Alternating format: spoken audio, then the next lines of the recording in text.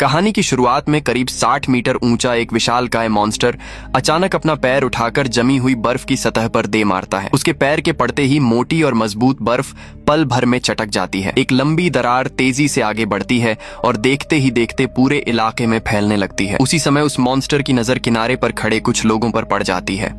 खतरे को सामने देखकर सैनिक समझ जाता है कि हालात किसी भी पल बेकाबू हो सकते हैं। वह बिना एक सेकंड गंवाए तुरंत डॉक्टर को पकड़ता है और उसे खींचते हुए हेलीकॉप्टर की तरफ दौड़ पड़ता है। कुछ ही क्षण बाद हेलीकॉप्टर के इंजन की तेज गड़गड़ाहट सुनाई देती है और वह तेजी से उड़ान भर लेता है। विशाल मॉन्स्टर के पास से बेहद खतरनाक तरीके से गुजरते हुए हेलीकॉप्टर किसी तरह सुरक्षित निकल जाता है। आसमान में तेजी से उड़ते हुए लक्ष्य को देखकर मॉन्स्टर कुछ भी नहीं कर पाता। गुस्से से उसका चेहरा अजीब हो जाता है और वह जोरदार दहाड़ लगाता है, लेकिन मजबूर होकर आखिरकार वह मुड़ता है और दूर मौजूद घाटी की दिशा में बढ़ने लगता है। दरअसल इंसानों ने पहाड़ों को काटकर हाई स्पीड रेलवे बनाने का काम शुरू किया था, लेकिन खुदाई के दौरान उन्होंने अनजाने में गहरे पहाड़ों के अंदर सो रहे एक प्राचीन मॉन्स्टर को जगा दिया, जिसका नाम ट्रोल है। सदियों की नींद टूटने के बाद ट्रोल बेहद गुस्से में आ गया था। उसने सबसे पहले निर्माण कार्य में लगे मजदूरों पर हमला किया और फिर पहाड़ों से निकलकर इंसानी दुनिया की ओर बढ़ने लगा। रास्ते में आने वाले घर, इमारतें और बस्तियां उसकी तबाही का शिकार होती चली गईं। इस रहस्य की जांच के लिए जीव विज्ञानी नोरा को बुलाया गया था। लंबी जांच और खोजबीन के बाद नोरा ने एक बेहद महत्वपूर्ण बात का पता लगाया था। उसे मालूम हुआ कि ट्रोल की सबसे बड़ी कमजोरी अल्ट्रावायलेट किरणें हैं। इसके बाद उसने ट्रोल के पूर्वज की खोपड़ी को चारे की तरह इस्तेमाल किया और उसे एक सुनियोजित जाल में फंसा दिया। आखिरकार सूरज की रोशनी में मौजूद अल्ट्रावायलेट किरणों ने उस ट्रोल को खत्म कर दिया था। दूसरी फिल्म की कहानी 3 साल बाद शुरू होती है। एक दिन नोरा को एक ऐसे गुप्त रिसर्च सेंटर में बुलाया जाता है जिसके बारे में बहुत कम लोग जानते हैं। यह पूरा संस्थान जमीन के काफी नीचे बनाया गया है। वहां पहुंचने पर उसे पता चलता है कि वैज्ञानिक एक ऐसे ट्रोल का अध्ययन कर रहे हैं जो लंबे समय से गहरी नींद जैसी अवस्था में पड़ा हुआ है। रिसर्च सेंटर की महिला अधिकारी उसे बताती है कि इस ट्रोल को पास के एक पहाड़ के अंदर खोजा गया था। जब से यह मिला है तब से अब तक कभी नहीं जागा। उसके जिंदा होने का एकमात्र सबूत उसकी बेहद कमजोर धड़कन है। वैज्ञानिकों को उसके शरीर के अंदर दिल जैसा एक अंग मिला है जो बहुत धीमी गति से धड़क रहा है। लेकिन सबसे हैरान करने वाली बात उसकी शारीरिक संरचना थी। उसके शरीर के ऊतक किसी भी जात जानवर से मेल नहीं खाते थे। वे जंगलों में मिलने वाली सड़ी गली जैविक परतों और पेड़ों की संरचना के ज्यादा करीब दिखाई देते थे। उसकी बनावट इतनी अजीब थी कि वैज्ञानिक भी समझ नहीं पा रहे थे कि उसे जीव कहना चाहिए या प्रकृति का कोई और रूप। यह सब सुनकर नोरा को उत्तरी यूरोप की सदियों पुरानी कहानियां याद आने लगती हैं। उन कथाओं में कहा जाता है कि ट्रोल केवल जीव नहीं होते बल्कि प्रकृति का ही एक रूप होते हैं। उनके शरीर पर काई और पौधे उगते रहते हैं, जबकि उनकी हड्डियां बर्फ और पत्थर जितनी कठोर होती हैं। इसके बाद मैट नोरा को एक बेहद पुराना दस्तावेज दिखाता है। यह दस्तावेज लगभग 1000 साल पुराना था और उस पर नॉर्वे के राजा सेंट ओलाफ के हस्ताक्षर मौजूद थे। कागज काफी हद तक नष्ट हो चुका था, लेकिन उसके कुछ हिस्से अब भी पढ़े जा सकते थे। दस्तावेज का मुख्य संदेश यह था कि ट्रोल्स को इस भूमि से पूरी तरह निकाल देना चाहिए। इस खोज ने सभी को चिंतित कर दिया था, क्योंकि अगर एक ट्रोल इस पहाड़ के अंदर सोया हुआ मिला है तो इसका मतलब यह भी हो सकता है कि दूसरे पहाड़ों में भी ऐसे कई ट्रोल छिपे हुए हों। रिसर्च टीम पिछले 2 सालों से इस रहस्य को सुलझाने की कोशिश कर रही थी, लेकिन उन्हें कोई खास सफलता नहीं मिली। समय के साथ सरकार का धैर्य भी खत्म होने लगा था और अब इस पूरे प्रोजेक्ट को बंद करने की बात चल रही थी। इसी वजह से उन्होंने आखिरी उम्मीद के तौर पर नोरा को बुलाया था। उन्हें उम्मीद थी कि शायद वही इस रहस्य को सुलझाने का कोई रास्ता निकाल सके। कुछ समय बाद नोरा वॉशरूम जाने का बहाना बनाकर वहां से निकल जाती है। जब बाकी लोगों का ध्यान दूसरी तरफ होता है तो वह अकेले उस भूमिगत कक्ष की तरफ बढ़ती है जहां ट्रोल को रखा गया था। वह लिफ्ट में बैठकर काफी नीचे उतरती है। धीरे धीरे लिफ्ट उसे उस विशाल जीव के पास ले आती है। उसके सामने पड़े उस दैत्याकार शरीर को देखकर भी नोरा पीछे नहीं हटती। वह आगे बढ़ती है और ट्रोल के ठंडे शरीर को हल्के से छूती है। फिर वह धीरे धीरे वह पुराना गीत गुनगुनाने लगती है जो उसके पिता बचपन में उसे सुनाया करते थे। शुरुआत में ट्रोल बिल्कुल कोई प्रतिक्रिया नहीं देता। ऐसा लगता है जैसे वह अब भी गहरी नींद में हो। लेकिन जब नोरा निराश होकर वापस जाने के लिए मुड़ती है, तभी अचानक कुछ ऐसा होता है जिसकी किसी ने उम्मीद नहीं की थी। विशाल ट्रोल धीरे धीरे अपनी आंखें खोल देता है। जैसे ही विशाल ट्रोल अपनी आंखें खोलता है, पूरे रिसर्च सेंटर में हड़कंप मच जाता है। कंट्रोल रूम में मौजूद वैज्ञानिक और कर्मचारी कुछ क्षणों के लिए समझ ही नहीं पाते कि क्या करें। कई लोगों के चेहरों पर साफ डर दिखाई देने लगता है। डॉक्टर तुरंत सुरक्षा टीम को आदेश देता है कि अगर हालात बिगड़े तो तुरंत अल्ट्रावायलेट लाइट सिस्टम चालू कर दिया जाए। दूसरी तरफ ट्रोल भी धीरे धीरे अपनी स्थिति समझने लगता है। उसे महसूस होता है कि उसके दोनों हाथ भारी लोहे की जंजीरों और मोटे बंधनों से जकड़े हुए हैं। यह एहसास होते ही वह जोर जोर से छटपटाने लगता है। उसके शरीर की हर हरकत से पूरा भूमिगत परिसर कांपने लगता है। उसी दौरान महिला अधिकारी और डॉक्टर के बीच बहस शुरू हो जाती है। दोनों इस बात पर झगड़ रहे होते हैं कि आगे क्या किया जाए। तभी अचानक किसी की कोहनी से कॉफी का कप टकरा जाता है और कॉफी सीधे नियंत्रण प्रणाली पर गिर जाती है। अगले ही पल अल्ट्रावायलेट लाइट सिस्टम में शॉर्ट सर्किट हो जाता है। मशीनों से चिंगारियां निकलने लगती हैं और पूरे रिसर्च सेंटर में तेज अलार्म बज उठता है। कुछ ही सेकंड में पूरा परिसर अफरा तफरी और चीख पुकार से भर जाता है। खतरा बढ़ता देखकर नोरा तुरंत लिफ्ट की ओर दौड़ती है और बाहर निकलने की कोशिश करती है, लेकिन वह अभी लिफ्ट से नीचे ही जा रही होती है कि अचानक ट्रोल का एक जबरदस्त वार लिफ्ट पर पड़ता है। टक्कर इतनी भयानक होती है कि पूरी लिफ्ट टूटकर दूर जा गिरती है। धातु के टुकड़े चारों तरफ बिखर जाते हैं। सौभाग्य से उसी समय मैट वहां पहुंच जाता है। वह मलबे के बीच से घायल नोरा को बाहर निकालता है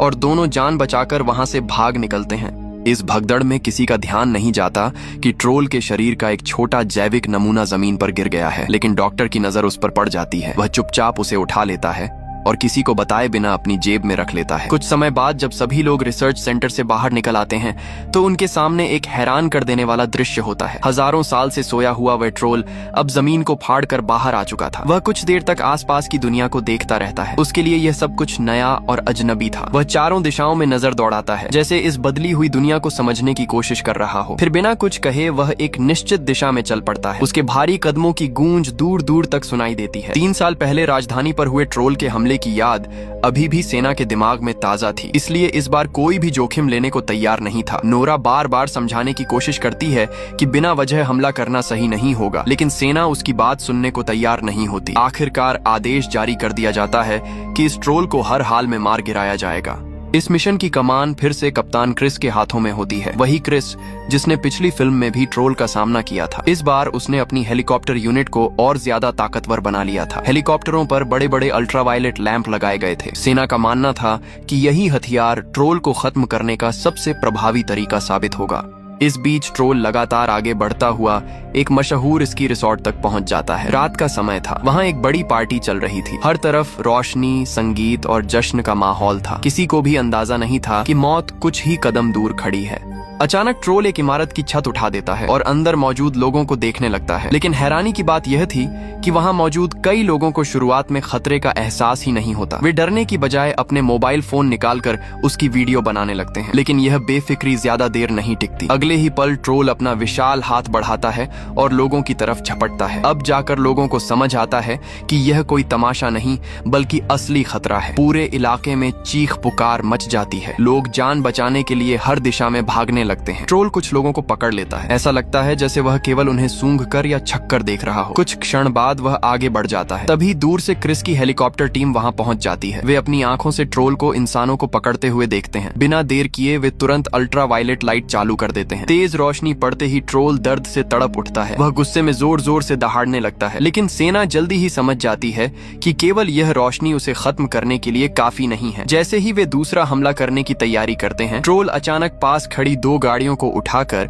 पूरी ताकत से हेलीकॉप्टरों की तरफ फेंक देता है।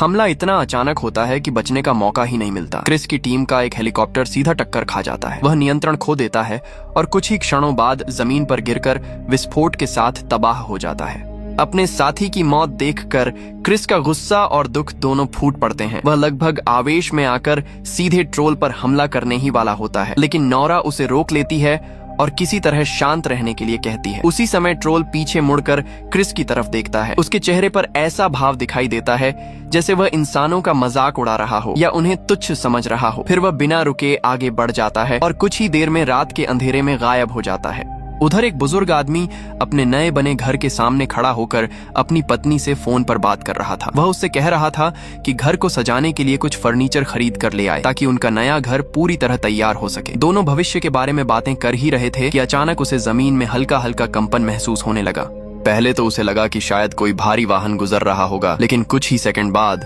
कंपन और तेज हो गया। वह हैरानी से पीछे मुड़कर देखता है और उसकी आंखें फटी की फटी रह जाती हैं। दूर से वही विशाल ट्रोल उनकी तरफ बढ़ता हुआ आ रहा था। बदकिस्मती से उस बुजुर्ग का नया घर ठीक ट्रोल के रास्ते में था। ट्रोल बिना रुके आगे बढ़ता है और उसका विशाल पैर सीधे उस घर पर पड़ता है। एक ही कदम में पूरा घर मलबे में बदल जाता है। जिस घर को बनाने में शायद सालों की मेहनत और सपने लगे थे, वह कुछ ही सेकंड में खत्म हो जाता है। ट्रोल आगे निकल जाता है और बुजुर्ग काफी देर तक स्तब्ध खड़ा उसके दूर जाते हुए विशाल शरीर को देखता रह जाता है। उसे समझ ही नहीं आता कि अभी जो हुआ वह सच था या कोई बुरा सपना। इसी दौरान नोरा और उसकी टीम उस प्राचीन गुफा तक पहुंचती है जहां कथाओं के अनुसार कभी ट्रोलों के राजा का निवास हुआ करता था। पुराने किस्सों में बताया गया था कि कई सदियों पहले चर्च के लोगों ने एक छोटे ट्रोल बच्चे का अपहरण कर लिया था। उनका मकसद उस बच्चे को चारे की तरह इस्तेमाल करके ट्रोल राजा को बाहर निकालना और फिर उसे मार देना था। गुफा के अंदर आज भी बड़ी संख्या में ईसाई धर्म से जुड़े चिन्ह मौजूद थे। कहा जाता था कि इन प्रतीकों का इस्तेमाल ट्रोलों को अधिक से अधिक नुकसान पहुंचाने के लिए किया जाता था, लेकिन जांच के दौरान उन्हें एक बेहद चौंकाने वाली बात पता चलती है। जिस ट्रोल राजा को सदियों पहले मरा हुआ माना गया था, वह वास्तव में मरा ही नहीं था। वही ट्रोल 3 साल पहले वाली घटना में दिखाई दिया था और बच निकला था। दूसरी तरफ उस छोटे ट्रोल बच्चे का शव कभी नहीं मिला। उसका क्या हुआ, यह रहस्य आज तक बना हुआ था। नोरा अपने पास रखा वह पत्थर निकालती है जो उसे पहले ट्रोल राजा से मिला था। वह पत्थर से जमीन पर हल्की चोट करती है। कुछ ही देर बाद जमीन के नीचे से हलचल महसूस होने लगती है। फिर धीरे धीरे एक युवा ट्रोल जाग उठता है। ये वही छोटा ट्रोल था जो अब काफी बड़ा हो चुका था, लेकिन अभी भी पूरी तरह वयस्क नहीं हुआ था। नोरा क्रिस से कहती है कि वह अपने हथियार नीचे रख दे। फिर वह पत्थर हाथ में लेकर इस युवा ट्रोल से संपर्क करने की कोशिश करती है। धीरे धीरे ऐसा लगता है कि ट्रोल उसकी बातों को समझ रहा है। कुछ दिनों बाद नोरा उस वयस्क ट्रोल के सामने पहुंचती है जो लगातार भटकता हुआ आगे बढ़ रहा था। उसका ध्यान अपनी तरफ खींचने के लिए वह एक सिग्नल फ्लेयर दागती है। लाल रोशनी आसमान में चमक उठती है और ट्रोल तुरंत उसकी तरफ देखने लगता है। जैसे जैसे वह करीब आता है, उसके पीछे बर्फीली जमीन पर वह युवा ट्रोल भी कांपते हुए खड़ा हो जाता है। अब पहली बार दोनों ट्रोल आमने सामने होते हैं। वे ऐसी भाषा में एक दूसरे से संवाद करने लगते हैं जिसे इंसान समझ नहीं सकते। शुरुआत में ऐसा लगता है कि शायद दोनों एक दूसरे को पहचान गए हैं। कुछ क्षणों के लिए माहौल शांत रहता है, लेकिन अचानक बातचीत का स्वर बदल जाता है। उनकी आवाजें तेज होने लगती हैं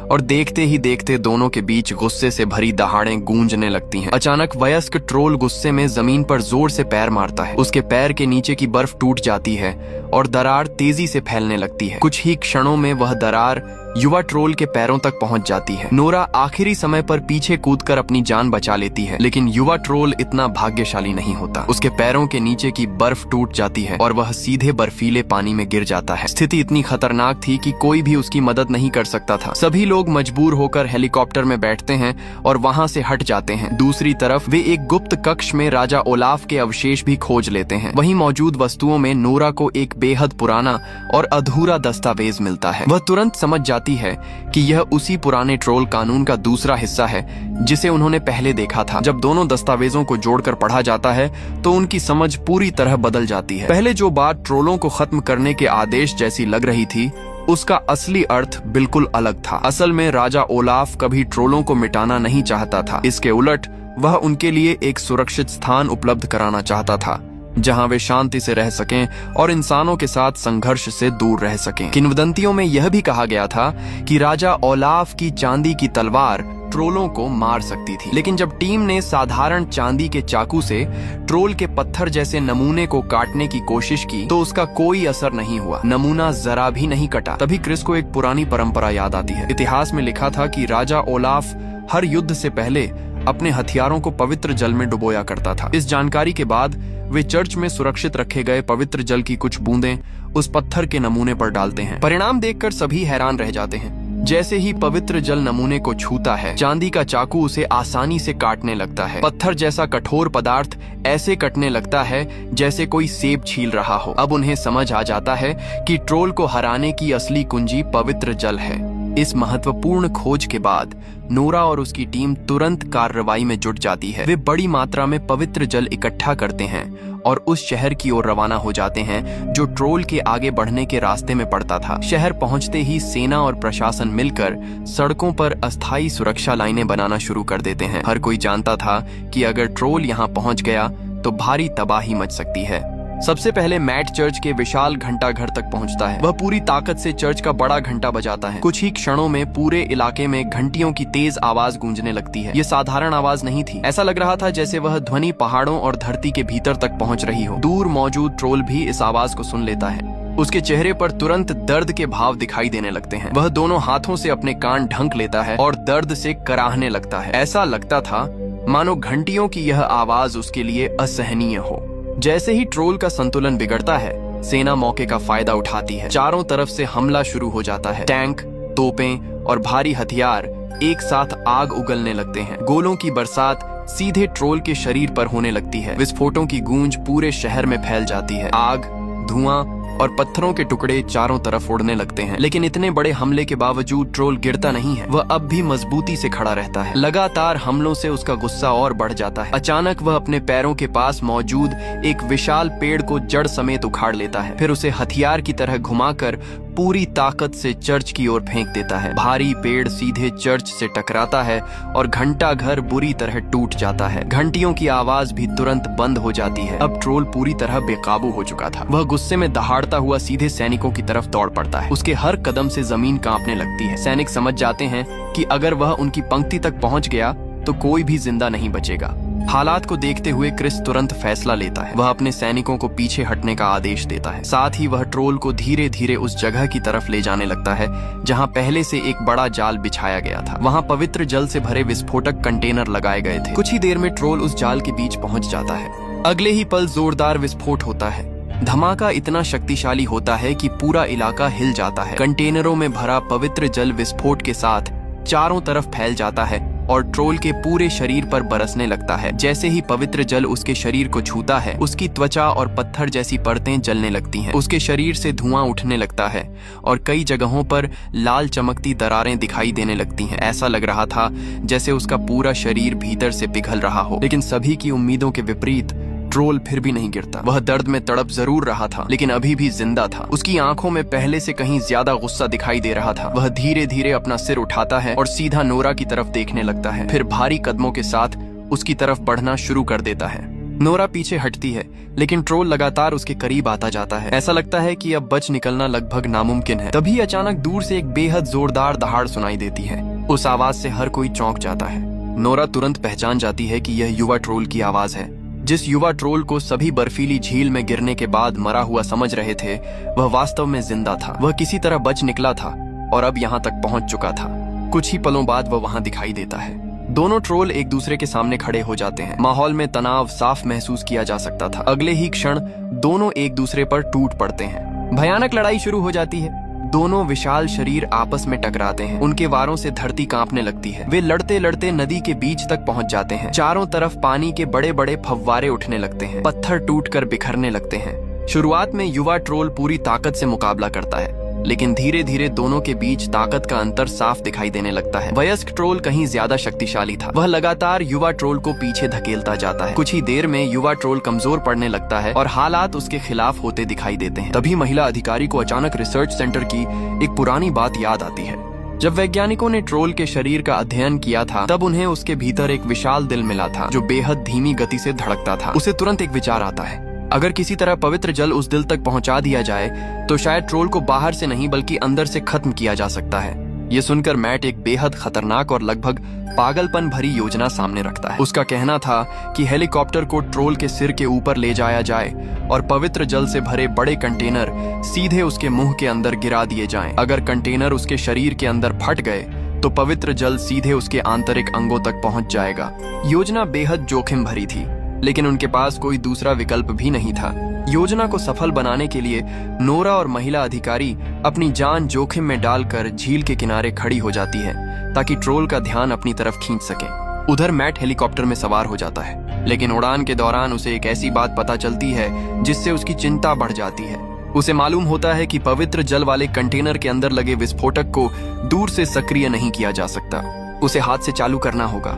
और इसका मतलब था कि किसी को अपनी जान दांव पर लगानी पड़ेगी। इसी बीच लड़ाई अपने सबसे खतरनाक मोड़ पर पहुंच चुकी थी। युवा ट्रोल अब पूरी तरह कमजोर पड़ चुका था। वयस्क ट्रोल ने उसे जमीन पर गिरा दिया था और अपने विशाल पैर के नीचे दबा रखा था। युवा ट्रोल छूटने की कोशिश कर रहा था, लेकिन उसकी ताकत जवाब दे रही थी। दूसरी तरफ वयस्क ट्रोल जीत के बेहद करीब पहुंच चुका था। वह सिर उठाकर जोर से दहाड़ता है, मानो अपनी जीत का ऐलान कर रहा हो। ऐसा लग रहा था कि अगले ही पल वह युवा ट्रोल की जान ले लेगा। उसी समय आसमान में उड़ रहे हेलीकॉप्टर के अंदर मैट अपना फैसला कर चुका था। उसे पता था कि अगर उसने यह कदम नहीं उठाया तो सब कुछ खत्म हो जाएगा। बिना एक पल गंवाए वह हेलीकॉप्टर से छलांग लगा देता है। उसी क्षण पवित्र जल से भरा विशाल कंटेनर भी नीचे गिरता है। नीचे खड़ा वयस्क ट्रोल दहाड़ रहा होता है और उसका मुंह पूरी तरह खुला हुआ होता है। कंटेनर सीधे उसके मुंह के अंदर जा गिरता है। अगले ही पल एक भयानक विस्फोट होता है। धमाके की आवाज पूरे इलाके में गूंज उठती है। पवित्र जल ट्रोल के शरीर के अंदर हर तरफ फैल जाता है। इस बार असर पहले से कहीं ज्यादा भयानक था। उसका शरीर अंदर से गलना शुरू हो जाता है। उसकी पत्थर जैसी त्वचा जगह जगह से टूटने लगती है। बड़े बड़े टुकड़े उसके शरीर से गिरने लगते हैं। उसकी दहाड़ें दर्द से भरी चीखों में बदल जाती हैं। वह लड़खड़ाने लगता है। उसका विशाल शरीर धीरे धीरे बिखरने लगता है। उसी दौरान युवा ट्रोल को फिर से होश आने लगता है। वह बड़ी मुश्किल से उठता है और अपने सामने तड़प रहे वयस्क ट्रोल को देखता है। अब उसका दुश्मन पहले जितना ताकतवर नहीं रह गया था। पवित्र जल ने उसे गंभीर रूप से कमजोर कर दिया था। युवा ट्रोल मौका गंवाता नहीं। वह तेजी से आगे बढ़ता है और अपने विशाल हाथों से वयस्क ट्रोल के सीने के भीतर धड़क रहे दिल को पकड़ लेता है। एक जोरदार झटके के साथ वह उस दिल को बाहर खींच लेता है। अगले ही पल वयस्क ट्रोल का शरीर पूरी तरह निष्क्रिय हो जाता है। उसकी दहाड़ हमेशा के लिए शांत हो जाती है और इसी के साथ यह लंबी और विनाशकारी लड़ाई खत्म हो जाती है। घटना के बाद हालात धीरे धीरे सामान्य होने लगते हैं। सरकार और अधिकारियों को यह एहसास हो जाता है कि सभी ट्रोल इंसानों के दुश्मन नहीं हैं। खासकर यह युवा ट्रोल, जिसने अंत में इंसानों की मदद की थी और पूरे समय अपेक्षाकृत शांत व्यवहार दिखाया था। आखिरकार सरकार उसके साथ एक शांति समझौता करती है। फैसला लिया जाता है कि उसे उन पहाड़ों में बसाया जाएगा जहां उसके पूर्वज कभी रहा करते थे। उम्मीद की जाती है कि इस तरह इंसानों और प्रकृति के बीच फिर से संतुलन स्थापित किया जा सकेगा और भविष्य में दोनों पक्ष बिना संघर्ष के साथ रह पाएंगे। लेकिन कहानी यहीं खत्म नहीं होती। फिल्म के अंत में एक और चौंकाने वाला खुलासा होता है। वही डॉक्टर जिसने रिसर्च सेंटर में ट्रोल के शरीर का नमूना चुपके से अपनी जेब में रख लिया था, लंबे समय से गुप्त रूप से उस नमूने पर प्रयोग कर रहा था। अपनी निजी रिसर्च के दौरान वह एक ऐसी तकनीक विकसित कर लेता है जिसके जरिए ट्रोल को पैदा किया जा सकता है, यानी भविष्य में नए ट्रोल बनाए जा सकते हैं। यह संकेत साफ था कि खतरा अभी पूरी तरह खत्म नहीं हुआ है और आगे और भी बड़ी घटनाएं देखने को मिल सकती हैं। कुल मिलाकर यह एक अच्छी साइंस फिक्शन फिल्म है। इसके विजुअल इफेक्ट्स काफी अच्छे हैं और फिल्म की गति भी शुरू से आखिर तक बनी रहती है। कहानी का सबसे दिलचस्प पहलू यह है कि ट्रोल को केवल एक राक्षस की तरह नहीं दिखाया गया। अगर पूरी कहानी को ध्यान से देखा जाए तो पता चलता है कि उसने जानबूझकर इंसानों के खिलाफ युद्ध शुरू नहीं किया था। उसने कई इमारतें जरूर नष्ट की और कुछ लोगों की जान भी गई, लेकिन ज्यादातर समय वह केवल अपने अस्तित्व और अपने बचाव के लिए संघर्ष करता दिखाई देता है। यहाँ तक कि सेना पर उसके हमले भी तब हुए जब पहले उस पर हमला किया गया।